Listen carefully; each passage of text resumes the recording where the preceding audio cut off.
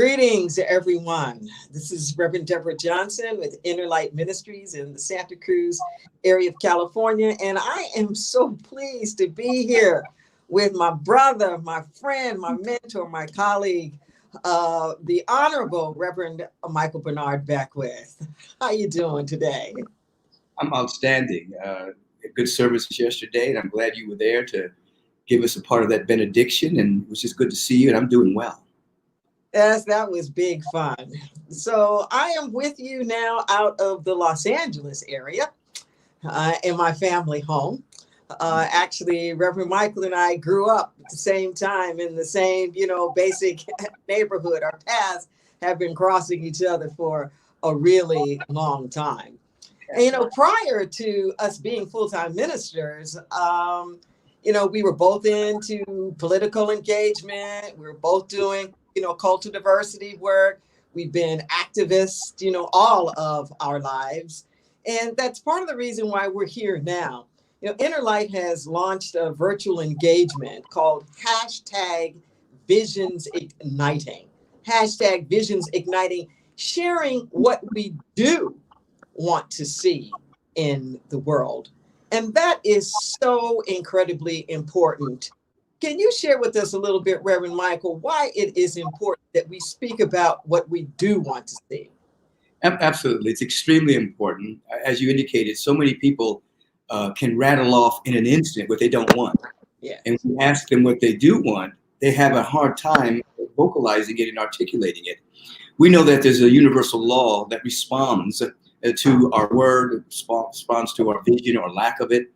And if you're concentrating all the time on what you don't want, then you have the tendency to bring that into manifestation, either physically with chemicals, toxic chemicals flowing through your body, or you may even manifest something similar to what you don't want in the physical reality.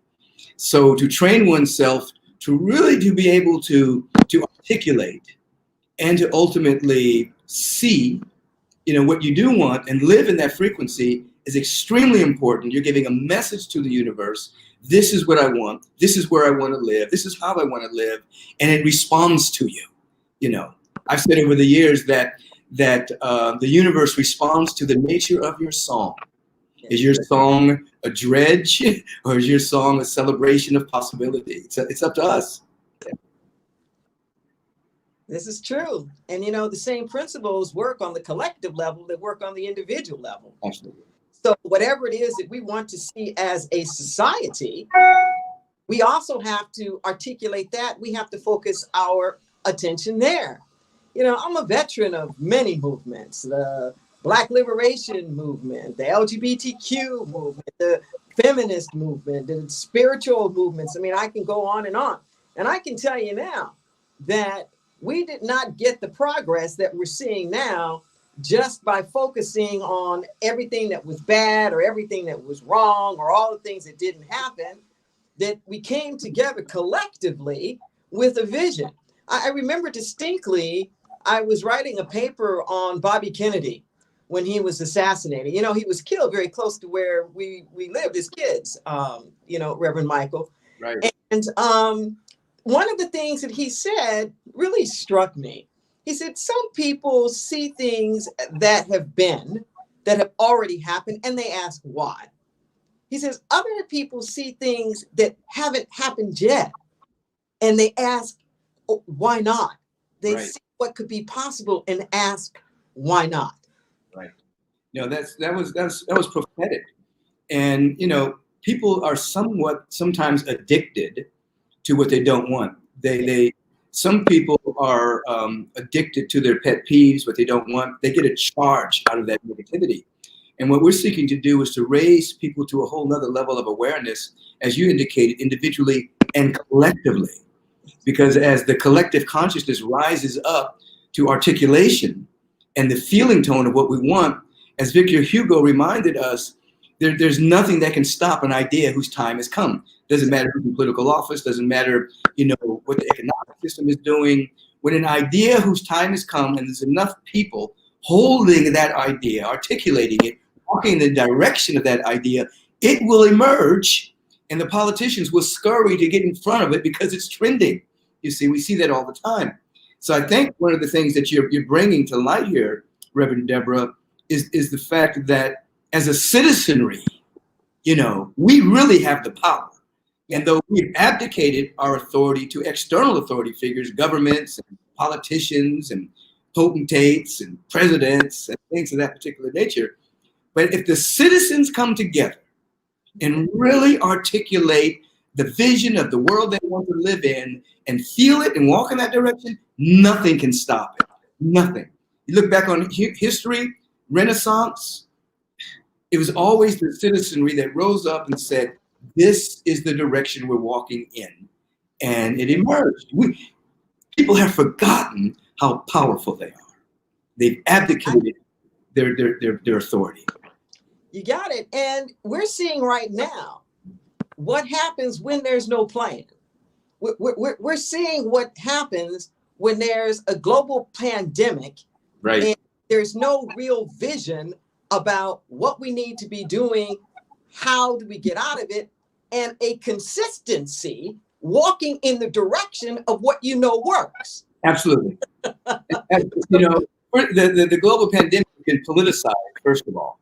Because it's been politicized, then the real science is very difficult to emerge. And if we're talking health, people have forgotten that 400,000 people die every single year from obesity-related issues and bad diet. And so the COVID situation has just revealed the unhealthiness of America and the unhealthiness of our healthcare system, particularly for poor and Black people. So it's revealed a lot of things that needed to be healed even before the COVID situation came along. But yeah, there's no consistent movement, no vision of health, no articulation of what makes us healthy, and again, the citizens, we have to take that and walk in that direction. Exactly. The only way that it can happen is because we're letting it happen. Right. You can't have a warring nation without warring people. Right. You can't have a peaceful nation without peaceful people. Right. We're the ones. Being here in my family home, my mother's 95, and there was something that she used to tell us growing up. Every now and then, she would look at my brother and say, "Now don't embarrass me in public." Now, I remember that. I wasn't exactly sure where public was per se, but I knew that there was this place, and what I really got that she was saying is that there gets to be a point when your behavior is not just a reflection of you anymore. There comes this point when your behavior, Deborah, is going to reflect on me as a mother. And I'm not having it. I'm not having it. And when I watched the first presidential debate, like the first part of it, that kicked in with me. It was like, you know what? Don't embarrass me in public. And I had that feeling like, you know what? This isn't even about y'all, the candidates, anymore. This is about us. Right. This is about us as a people. We're the parent. Right. We're the boss. We're the boss. We are the employer. Right. We are the constituents. Y'all work for us. Right.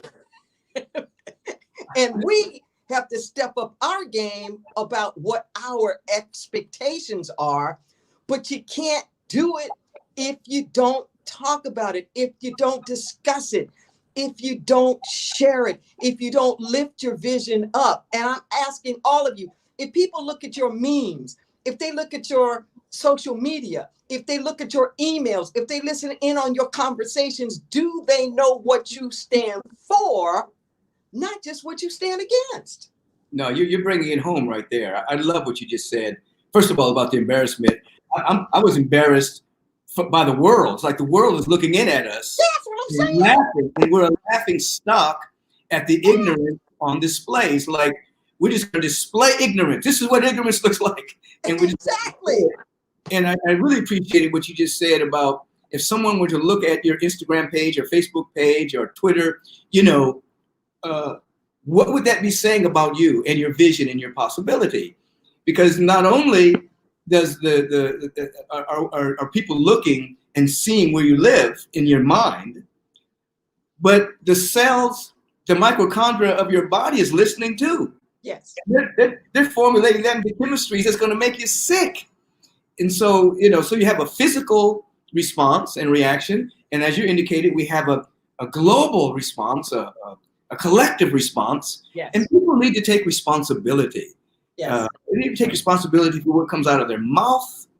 And if it's not visionary, if it's not inspirational, if it's not healing, if it's not about dialogue, if it's not about us being able to put aside our opinions for a moment and actually engage in the possibility that a new idea can emerge, then basically we're just spinning our wheels like hamsters on that particular wheel, not going anywhere. Exactly. Yeah. And it's interesting that you should say that, because I know a lot of people are feeling stuck.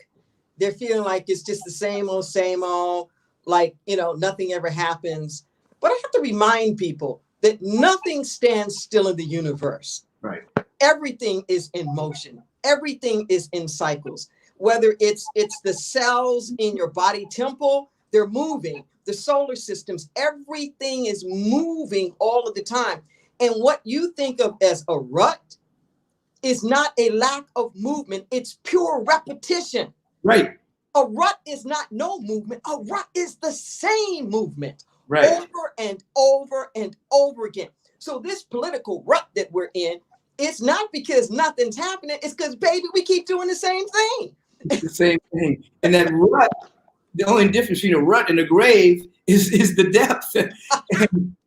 and if we keep doing the same thing over and over again, the rut will become a grave for many. Exactly. And as you said, things are always moving. And at this particular time in human history, there's a lot of movement in the world of phenomena. Status quo is dissolving. Mm-hmm. Paradigm is emerging. It looks like confusion, but actually this is a great time for change. Yes. There is no normal. We get to design the new normal rather than let it go by default based on what's happened in the past. By articulating vision, by speaking it into the law, we can actually be a part of the grand design team. Yes. That this movement that we're now seeing in the world of phenomena can actually bend itself towards something new rather than the rut of repetition of what we've done already. This is a good time to be alive. Exactly. And the thing I want everybody to really pay attention to, what Reverend Michael just said, is that you're going to be a part of it anyway. Okay? Everything is a reflection of our consciousness. It's just, are you going to bend it in the direction that you want to bend it in? Right. We're coming up now. It's very, very close to the election. We're in a whole election season right now. Vote. Right. Okay? Vote. Right. Vote is a way of exercising vision. Right. There's no such thing as not voting. Right. There's no such thing as not making to not vote is a decision. It's a decision. And whenever you don't vote, you are affirming the status quo. Whenever you don't vote, you're saying, I like things just the way that they are, and I'm going to acquiesce and give my proxy to somebody else. Right. The world wants you and your vision. There's so many issues that are going on right now. Healthcare, immigration, prison reform, education. It goes on and on and on. What's your vision? Hashtag Visions Igniting. Share with other people your highest aspirations, because I'm telling you now, it's an energetic game right now. Yeah. We have to calibrate and take our frequency up to a higher level. Like Michelle Obama, when she said, when they go low, baby, we got to go up. We got to up this frequency. That's right out of the New Thought playbook. You got it. So can you just model for us for a moment, in 60 seconds, give us a vision of some place in our society, some issue that you think is really important? Well, first of all, I believe that the issues that we're dealing with, and you mentioned some of them, are not going to be necessarily solved by governmental officials. They're going to be solved by the will of the citizens. Of course. So when I think about the homeless issue for a moment, and how degrading it is, and how it talk about embarrassment.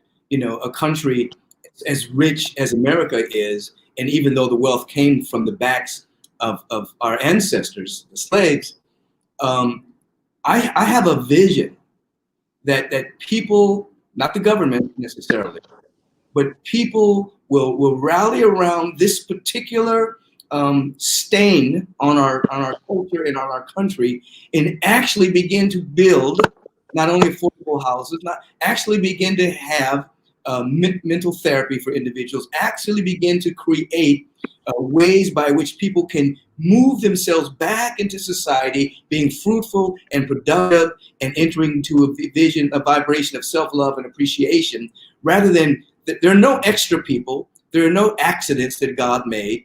Everyone is worthy, and we need to create a consciousness of love, a consciousness of compassion, where we are taking the so-called least of us, and there's nobody greater or less than anyone, that's just a phrase from the scripture, and actually elevate, Yes. And so I'm talking about everything. We have enough technology, we have enough everything to heal every issue that you just mentioned, but do we have the will? Yes. And the willingness to take it on, or are we just going to stay in our silos, turn on a Netflix, veg out, be afraid of what's about to happen in the world, or are we going to take on an issue and Yes. actually walk in that direction? I believe just the citizens can do it. We can take on any issue, and bring a manifestation of a solution there. I know that for sure. Yeah. And we have to, and history shows that's the only way that it happens. The only way. No matter who gets in the White House. Okay. Yeah. It's not about who's in the White House. It's about what's happening in your house. Okay. Where do we live? Where do we dwell? And what demand are we putting out there in the universe for what it is that we want to see? I have a vision of this planet as healthy and sustainable, and that we as human beings are actually a beneficial presence, on the planet. I'm holding that with you right now. Absolutely. Here in California, we've been experiencing all of these fires, and so many people in my community, lost their homes over the summertime. And what I know is that when we truly understand that we are part of the earth, that the earth is not just some side resource for us to use, but it isn't even Adam, it's Adam, which really means earth being, from the Adama, the Mother Earth, that we are from the Mother Earth. Yes. And that when we shift our whole relationship to the planet, and when we start to practice and start to really embody what indigenous people knew about living in harmony and balance with the earth, when we can shift our cosmology back to something that has us one with nature, we're going to have the planet that we can pass down for generations to generations, and we can help this one heal. I know we can do it. Absolutely, we can do it.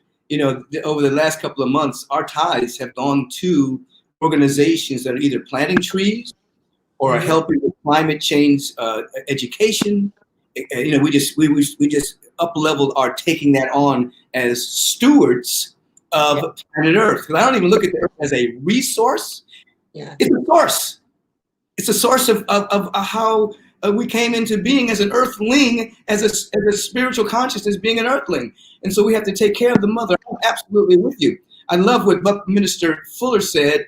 He said, if humanity is to comprehensively prosper on spaceship Earth, depends entirely on the integrity of the individual, not on the political system and not on the economic system. It's on us. Yes. Earth, it's on us.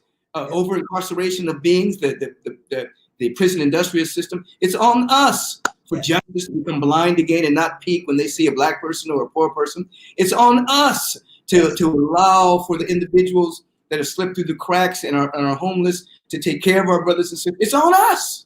It's on us.